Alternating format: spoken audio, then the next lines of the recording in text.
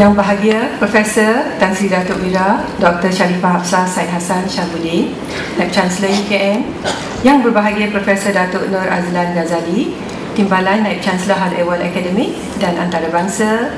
Yang berbahagia Profesor Datuk Dr. Raymond Azman Ali, Dekan Fakulti Perubatan dan Pengarah Pusat Perubatan UKM, Pegawai-pegawai kanan UKM, para profesor dan ketua jabatan, ahli keluarga saya, para pensyarah dan pelajar, serta hadirin hadirat yang dihormati sekalian. Assalamualaikum warahmatullahi wabarakatuh. Izinkan saya untuk menyampaikan syarat perdana saya pada hari ini yang bertajuk Alga Chlorella vulgaris, Anugerah Alam untuk Kesihatan. Apakah yang sebenarnya telah mendorongkan saya untuk menceburi dalam bidang Alga Chlorella ini? Sebenarnya ia bermula pada tahun 2002 apabila sekumpulan pensyarah berbincang yang diketuai oleh Prof. Datuk Dr. Wan Zulina.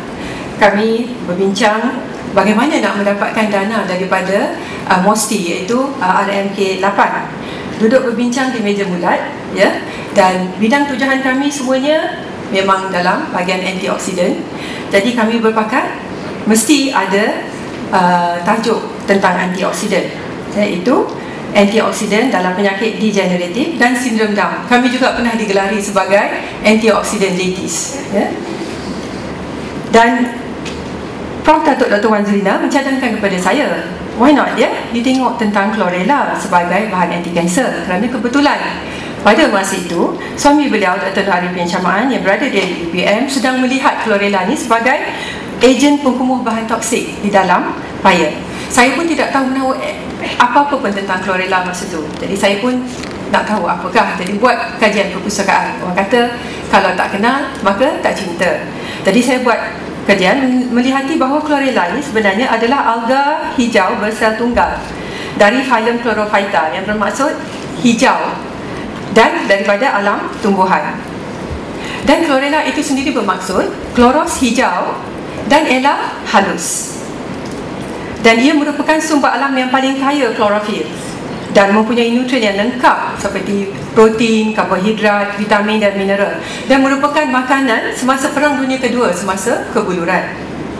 Dan saiznya adalah seperti yang kita lihat ni, iaitu bulat begini, seperti saiz sel darah merah, dan boleh berkembang dengan pesat, iaitu 4 sel setiap 16 hingga 20 jam. So di manakah kita boleh dapati alga chlorella ini?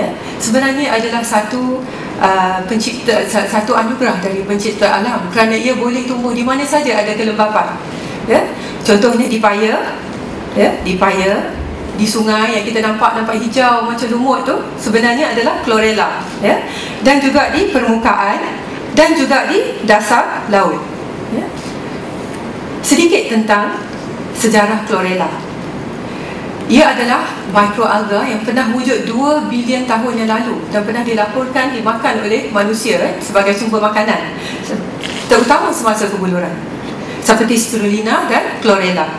Dan selepas Perang Dunia Kedua 1940 hingga 50, terdapat peningkatan populasi dunia dan juga kebuluran. Maka ada beberapa kajian, iaitu di Amerika Syarikat, Stanford Research Institute dan Carnegie Institute, yang melakukan sebagaimana nak melihat chlorella ni sebagai sumber protein yang sebagai kaya dengan protein sebagai makanan alternatif, terutamanya untuk mengurangkan masalah kebuluran dan pengurangan makanan.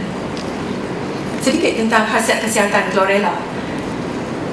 Ia mempunyai kesan anti-alahan dan anti-asma, hypoglycemic, iaitu boleh menurunkan glukos dalam darah, anti-atherosclerosis, boleh mengelakkan penyakit jantung, dan juga mempunyai anti-kanser. Kajian oleh Hasegawa dan Tanaka telah menemui glycoprotein yang mempunyai kesan anti-metastatik ke atas tikus yang teraruf fibrosarkoma ataupun kanser rawan. Maka kami berjaya, alhamdulillah, mendapat dana dari MOSTI sebanyak hampir 3.64 juta untuk 7 projek pada tahun 2002 hingga 2006, dan saya sendiri telah berjaya mendapat hampir 390,000 untuk melihat kesan anti-karsinogenik dan juga komposisi nutrien alga chlorella vulgaris. Dan Alhamdulillah mendapat 2 pelajar sarjana ketika itu, Suhaniza Sulaiman dan Suhana Mat Saad, yang memain peranan penting dalam kajian awal tentang Chlorella. Dan kami telah bertemu ini dengan Dr. Nur Arifin untuk mendapatkan Chlorella dan juga mendapat idea untuk membina kebun ini, ya, yang seperti yang dilihat dalam gambar. Dan mengkultunya, malangnya terdapat kontaminasi dengan alga lain. Dan kedua pelajar saya ini telah mengetahui bahawa boleh mendapatnya di Universiti Melaya, iaitu di Pusat Koleksi Kultur Alga. Dan seterusnya kami mengkultur dan mendapat pengkulturan yang asli, yang boleh tumbuh sendiri, ya, iaitu alga. Maka mulalah kajian kami, hendak melihat sama ada Chlorella vulgaris ada mempunyai kesan anti-kanser. Untuk sesuatu bahan mempunyai kesan anti-kanser, ia mesti mempunyai 2 sifat utama, iaitu bolehkah Chlorella ini, ya, memberi kesan merencat pertumbuhan sel kanser dan juga mengaruh kematian sel kanser. Itu macam nak komik suicide, macam sel kanser itu bunuh diri, ya. Bolehkah sesuatu bahan itu mempunyai sifat demikian yang dinamakan apoptosis? Maka kami lakukan kajian ke atas tikus, iaitu model in vivo, dan juga atas sel kultur kanser HEPA yang dinamakan HEPG2, iaitu model in vitro. Sedikit tentang tapak jalan bagaimana sel HEPA ataupun hati yang normal boleh berubah menjadi sel kanser. Nah, dalam makanan kita yang tercemar, terutamanya makanan yang tidak simpan dengan baik, ya, dengan sempurna, dia akan lembab dan akan ada aflatoksin. Dan aflatoksin ini adalah karsinogenik. Dan begitu juga mereka yang merokok, ya, dalam rokok kita tahu ada karsinogen benzopyrin, dan ini boleh merosakkan DNA sel HEPA yang menyebabkan mutasi. Dan kita panggil fasa ini fasa permulaan. Dan seterusnya, sel yang telah termutasi ini selalunya boleh baik pulih dalam keadaan normal. Tetapi jika ia tidak boleh dibaik pulih dan dalam keadaan yang sesuai untuknya membahagi dengan pesat, seperti keadaan prakarcinogen dan seterusnya, ia boleh tukar kepada tumor yang malignan. Dan kita panggil ini fasa penggalakan. Dan seterusnya, tumor malignan ini dalam keadaan yang sesuai dengan perubahan genetik, ia boleh tukar ke kanser HEPA. Dan kita panggil fasa ini kemarahan. Maka kami ingin melihat sama ada Chlorella sebagai ejen kimo pelindung boleh menyekat fasa permulaan, fasa penggalakan ataupun fasa kemarahan. Maka kami pun mula kajian. Dan sedikit tentang apoptosis yang saya bentangkan tadi. Apa yang dimaksudkan apoptosis? Itu satu proses kematian sel yang teraruf, yang kita arufkan sel tu untuk mati. Contoh akibat drug, kemoterapi ataupun bahan semula jadi yang mengaruh sel tu untuk membunuh dirinya, ya? Dan selalunya kita melihat DNA sel-sel tersebut ataupun sel kanser ni akan menjadi fragment, ya, dia melerai, dan kita boleh mengukur ada protein yang boleh ditandai ada berlaku kematian, seperti protein-protein yang saya tandakan di sini, BAX, caspase 3, caspase 8 dan caspase 9. Ini seorang biochemist, jadi tak boleh lari daripada nak tunjuk tapak jalan, ya, pathway. Di sini dengan secara senangnya saya tunjukkan bahawa komponen dalam diet kita yang kaya dengan antioksidan, ya, seperti kurkumin dalam kunyit, gingerol dalam halia, dan apa yang ada dalam Chlorella akan melekat kepada reseptor pada membran yang seterusnya akan mengaktifkan protein-protein apoptosis yang saya bentangkan tadi, seperti caspase 8, BAX, caspase 9, caspase 3, yang seterusnya akan menyebabkan fragment DNA tadi, DNA berkecai, dan menyebabkan kematian sel kanser, iaitu apoptosis. Jadi apa yang kita ingin lihat, ada tak protein-protein seperti caspase 8, 9, 3 meningkat semasa kita mengaruh ataupun merawat sel kanser tadi dengan Chlorella. Maka kita mula kaedah kajian kita yang ada hampir 8 kumpulan tikus, ya. Terpaksa guna tikus. Ini adalah tikus kawalan, kita beri makan makanan biasa. Tikus yang kita aruh kanser HEPA, kita beri makan makanan yang kurang poli, dan kita masukkan kanser ini dalam minumannya. Dan seterusnya, tikus-tikus yang kita beri paksa makan. Kalau dia nak makan sendiri, dia tak makan. Macam budak-budak juga tak suka makan sayuran hijau. Jadi kita beri paksa dia makan. Ada dos yang berbeza, ya, Chlorella ni. Seterusnya, tikus yang kanser tadi, kita beri makan dengan Chlorella, Ya, dan kita nak lihat, kita bunuh tikus tu pada 0, 4, 8 dan 12 minggu. Kita nak lihat ada tak pembentukan tumor, ada tak protein-protein caspase yang saya bintangkan tadi meningkat melalui kaedah immunohistokimia. Ini adalah satu kaedah yang kita boleh mewarnai sel tersebut untuk kita nak lihat sama ada tak kehadiran protein-protein ataupun peningkatan protein-protein yang menunjukkan sel kanser hepa itu mati.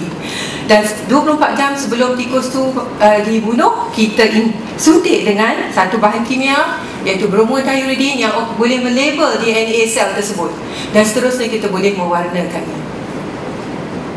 Dan ini adalah hasil kajian. Kalau kita lihat, ini adalah tikus kawalan dan tikus yang diberi paksa makan chlorella, iaitu nampak normal, tetapi tikus yang kita arah dengan kanser nampak pertumbuhan tumor. Apabila kita beri makan dengan chlorella, kurang pembentukan tumor. Dan kalau kita lihat daripada jadual ini, tikus yang diarah kanser kesemua 6 terdapat tumor, 100% ya, 100% insiden tumor yang saiz tumornya adalah melebihi 1 cm. Tetapi yang kumpulan kanser tadi kita beri makan chlorella, hanya satu je ekor tikus masih ada tumor, yang membuatkan insidennya menurun 17% dan saiz tumor pun berkurang, iaitu 0.1 cm. Dan di sini kita melihatkan pewarnaan sel yang menunjukkan sel kanser ni, iaitu meningkat pembahagian selnya. Dan kita boleh lihatkan pewarnaan ya, yang banyak menunjukkan sel kanser tumbuh dengan pesat. Tetapi apabila kita beri makan dengan chlorella, kita boleh lihat pertumbuhan sel direncang kerana terdapat sedikit pengurangan dalam pewarnaan sel tersebut. Seterusnya kita nak lihat apoptosis yang saya bincangkan tadi. Kadar apoptosis di dalam sel kanser meningkat sedikit kerana secara naluri sel-sel kanser dalam keadaan dalam badan kita memang kita nak cuba bunuhkan sel kanser itu. Jadi ada sedikit peningkatan. Tetapi bila kita beri chlorella, kita lihat banyak sel-sel yang mengalami apoptosis ataupun kematian dengan pewarnaan sel yang kita lihat. Dan kita nak tahu sama adakah protein-protein tersebut, adakah protein yang saya bincangkan tadi, caspase 8, dan kita lihat kawalan dan yang daripada tikus kita beri makan chlorella, tak ada apa-apa protein yang menunjukkan kematian. Tetapi sel kanser ada sedikit, dan bila kita rawat tikus yang kanser tadi dengan chlorella, banyak terdapat kehadiran caspase 8 yang menunjukkan sel-sel tersebut akan mati ataupun suicide. Dan begitu juga dengan peningkatan caspase 3. Kita lihat tiada pada kawalan dan yang diberi paksa makan chlorella. Tetapi dalam kanser dan terutamanya kumpulan kanser yang kita bagi chlorella, peningkatan pada caspase 3. Kita nak lihat sama adakah keputusan yang sama kita dapat lihat di dalam sel yang kita kultur, iaitu hepatoma. Dan kita jalankan kajian ini ya. Dan di sini pelajar yang menjalankannya adalah Suhana Sa'ad, dan di sini adalah kawalan, dan kita rawat dengan chlorella yang kita tumbuh daripada UKM. Dan kami juga dapat hadiah daripada Profesor Hasegawa di Jepun, iaitu chlorella industri. Dan kita nak banding pada dos yang tertentu, kita rawatkan sel hepatoma tadi, dan kita ingin lihat sama seperti yang pada tikus, bahagian sel apoptosis ya, dan juga kehadiran protein apoptosis. Dan di sini kita lihat yang warna hitam ialah chlorella yang kita tumbuh daripada UKM, dan dia dapat membunuh 50% sel kanser, jauh lebih rendah daripada yang kita dapat daripada Jepun, yang menunjukkan ia mempunyai potensi yang lebih baik. Dan seterusnya kadar apoptosis pada kepekatan yang jauh lebih rendah, iaitu 2 mg/ml, sudah cukup untuk membunuh kanser ini dengan melihat kadar apoptosis yang tinggi berbanding chlorella daripada Jepun yang memerlukan kepekatan yang lebih tinggi. Dan ini adalah kaedah pembuatan Western, di mana kita boleh melihat kehadiran protein-protein tertentu. Jadi saya ingin melihat ada tak protein caspase 3 dan caspase 8 memang terdapat pada sel-sel yang dirawat dengan chlorella. Jadi di sini kita boleh buat satu rumusan. Chlorella vulgaris memang boleh merencat pertumbuhan sel kanser dan juga mengaruh kematian sel kanser hepa melalui peningkatan caspase 3 dan caspase 8. Selepas itu kita nak lihat adakah bahan bioaktif yang menyebabkan ia boleh membunuh sel kanser ataupun merencat pertumbuhannya.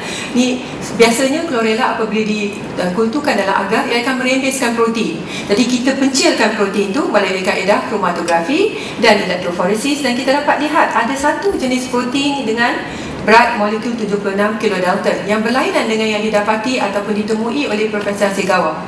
Dan apabila kita mengambil pecahan protein ini, kita rawat kepada sel kanser hepa, ia dapat membunuh sel kanser 50% daripadanya pada kepekatan 1.75. Apabila kita ambil kepekatan tersebut dan kita lihat, ia juga boleh mengaruh apoptosis ataupun kematian sel kanser hepa. Maka di sini bahan bioaktif dalam klorela merencat pertumbuhan sel kanser hepa dan meningkatkan kematian sel kanser hepa. Seterusnya, kita ingin melihat sifat-sifat yang selain daripada yang boleh membunuh sel kanser ataupun merencat pertumbuhannya. Adakah klorela vulgaris ini mempunyai kesan penyembuhan luka? Idea ini sebenarnya tercetus dengan perbincangan dengan Prof. Madya Dr. Halim daripada Jabatan Ortopedik yang mengatakan bahawa mereka ada menggunakan sejenis pembalut luka yang dinamakan Caltostat Vortex. Caltostat Vortex ini sebenarnya ada rumpai laut dalam tu.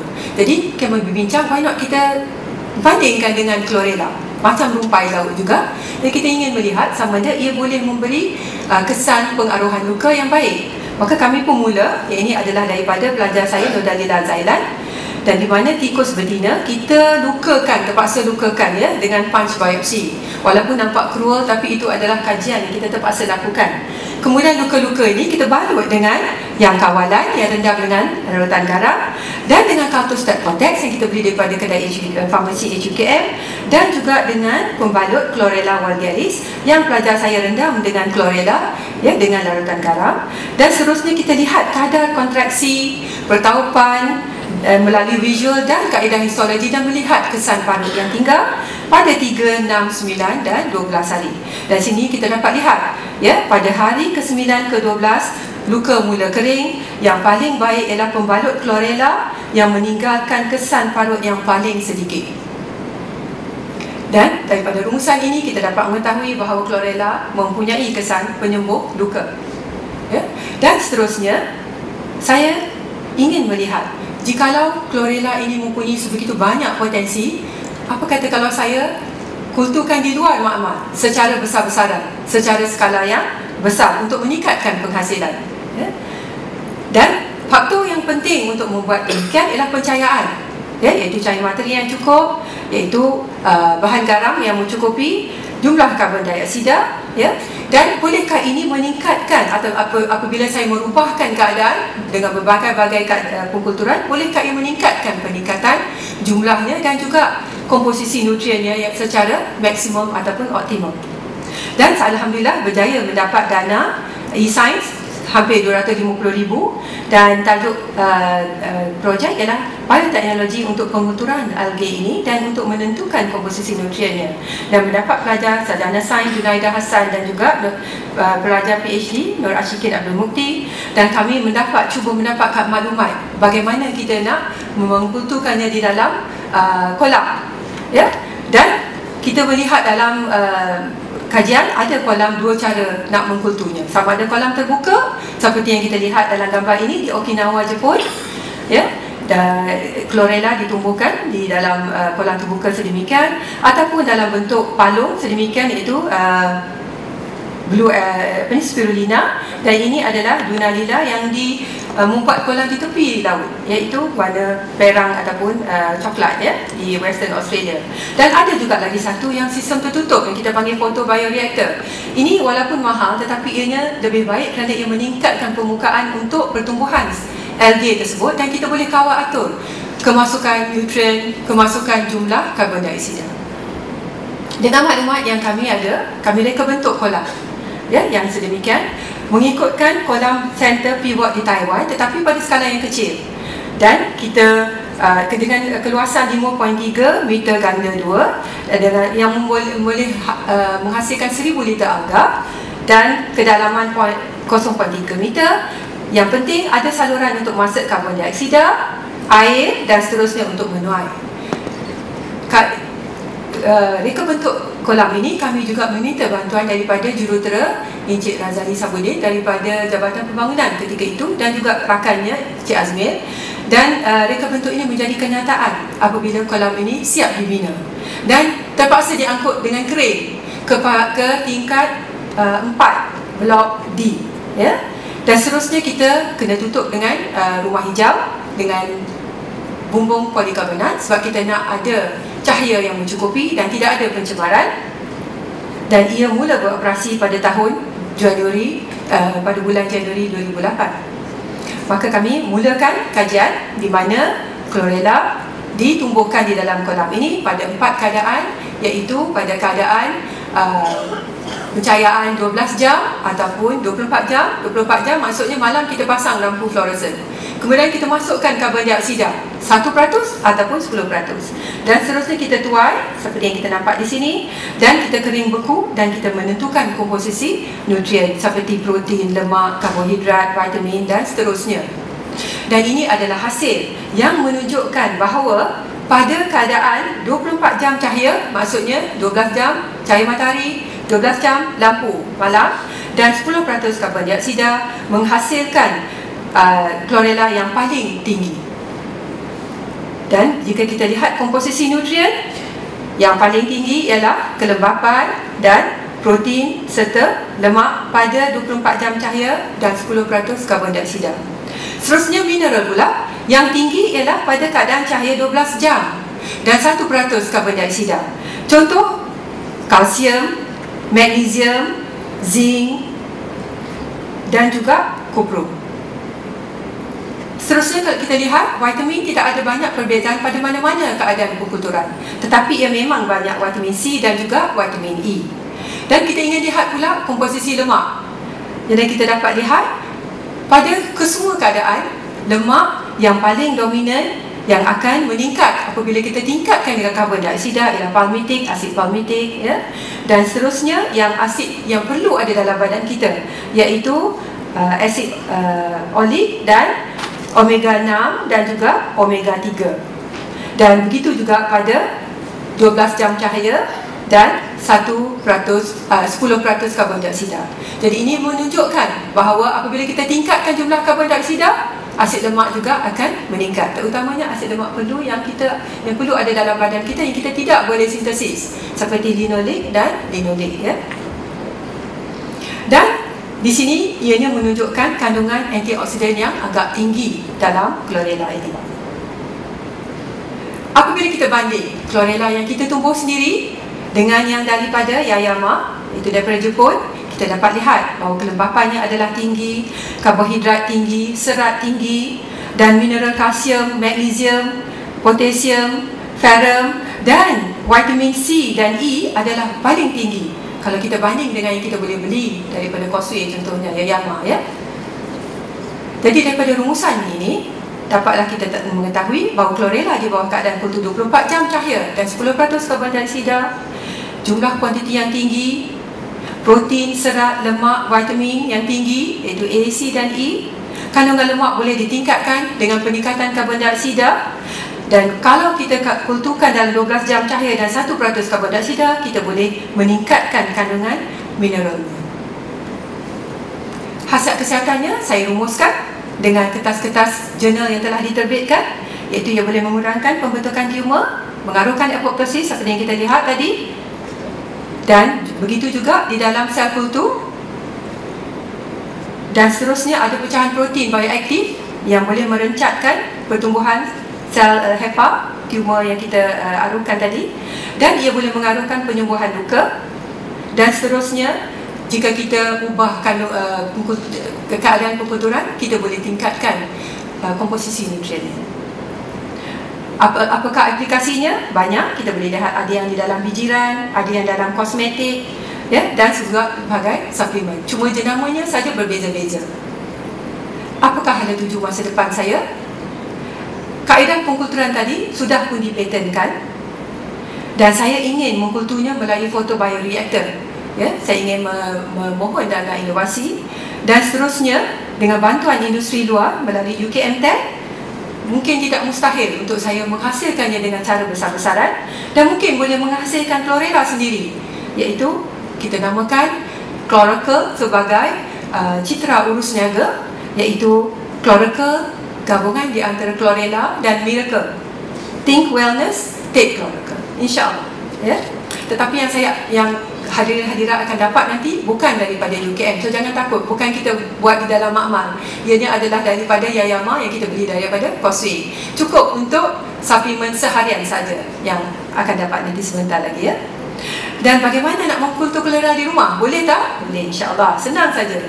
Hanya memerlukan air mineral, tangki akuarium yang kecil, dapatkan daripada kita Jabatan Biokimia chlorella, pump, dan seterusnya letak di tepi tingkap. Mesti ada banyak cahaya, dan kita akan lihat warna hijau tumbuh dengan cepat. Dan selepas 1-2 minggu, hijau pekat lagi. Bagaimana pula nak makan? Ambillah kain-kain yang bersih, perah, keringkan, dan boleh makan, insya-Allah, ya. Okey,